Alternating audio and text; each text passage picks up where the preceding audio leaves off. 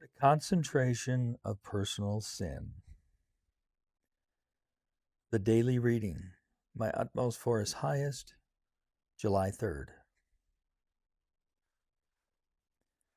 Woe is me, for I am undone, because I am a man of unclean lips.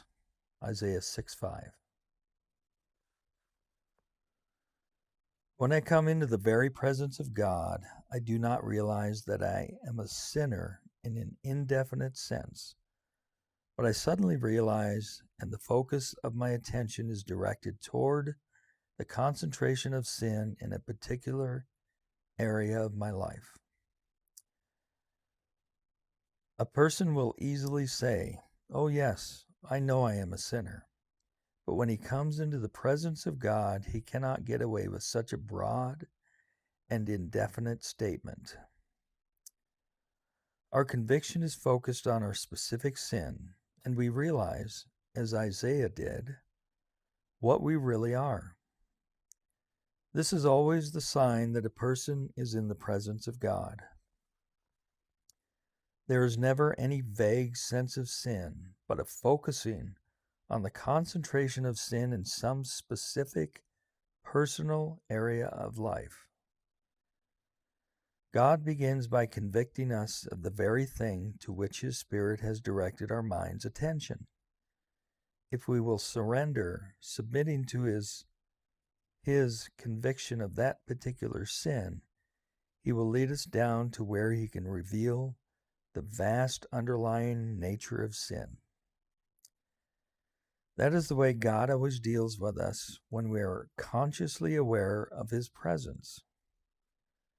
This experience of our attention being directed to our concentration of personal sin is true in everyone's life, from the greatest of saints to the worst of sinners. When a person first begins climbing the ladder of experience, he might say, "I don't know where I've gone wrong," but the Spirit of God will point out some definite and specific thing to him. The effect of Isaiah's vision of the holiness of the Lord was the directing of his attention to the fact that he was a man of unclean lips. He touched my mouth with it and said, "Behold, this has touched your lips. Your iniquity is taken away, and your sin purged." Isaiah 6:7. The cleansing fire had to be applied where the sin had been concentrated. There is never any vague sense of sin, but a focusing on the concentration of sin in some specific personal area of life. The daily reading. My utmost for his highest by Oswald Chambers, July 3rd.